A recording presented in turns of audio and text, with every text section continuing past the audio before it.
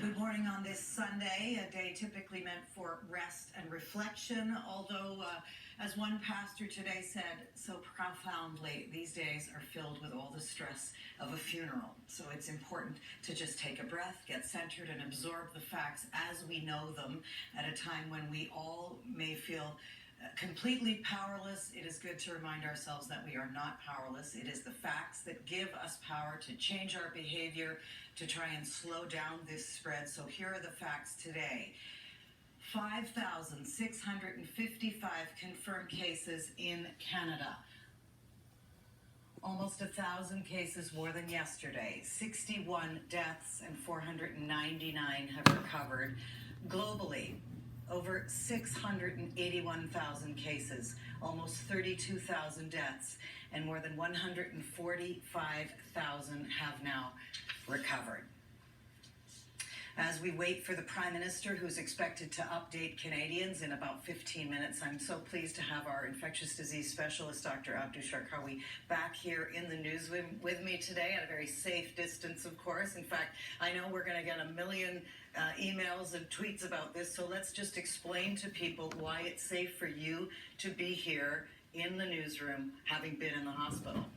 Yeah, I'm taking exceedingly strict precautions in terms of hand washing regularly.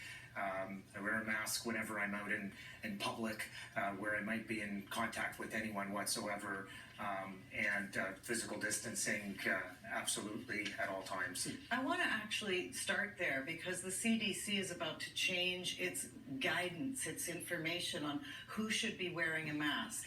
And they're suggesting that everybody should be wearing a mask now, where a couple of weeks ago, if you were walking around, they suggested you didn't need one. So first of all, tell us what this new information is, who should wear one, what kind of mask, what's the best advice on that?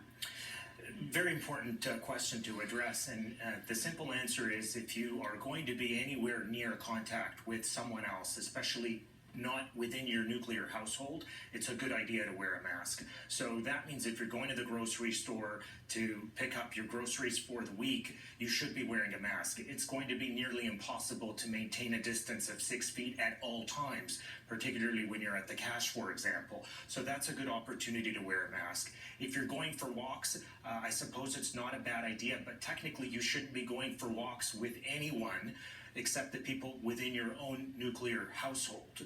In terms of the masks that can be used, ideally it's a surgical mask, but we know from a lot of different studies in China and other places that really anything that covers your nose and your mouth with a reasonable seal that you can fashion out of cloth, that you can fashion even out of a vacuum bag, for example, will work very, very well.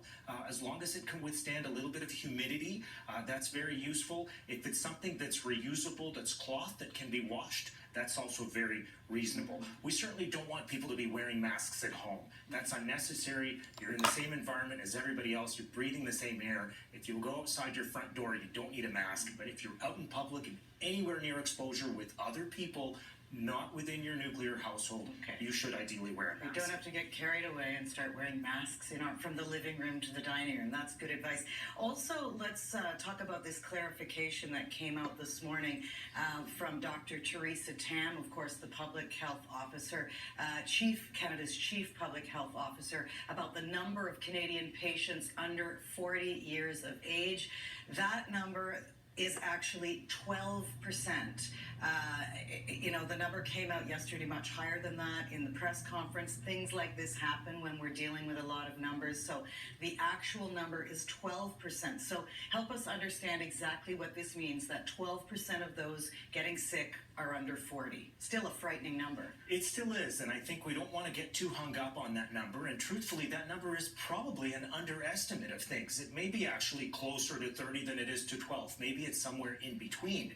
But the reality is we're seeing a lot of community transmission as a reflection of what our habits may have been 2 or 3 weeks ago, and it's important to know that we are all at risk. And many of the patients that I've admitted to hospital just in the last few days have been under the age of 40. Some of them have done okay, some of them have not done so well, and so we really need to establish the fact that this is a disease and an infection that does not discriminate. We have to take it seriously. If we do, we will be able to stem this tide, but no one is immune to this. And also break down those numbers as you're seeing in your own hospital. If we now know that 7% are being hospitalized, 7% of the people who test positive in this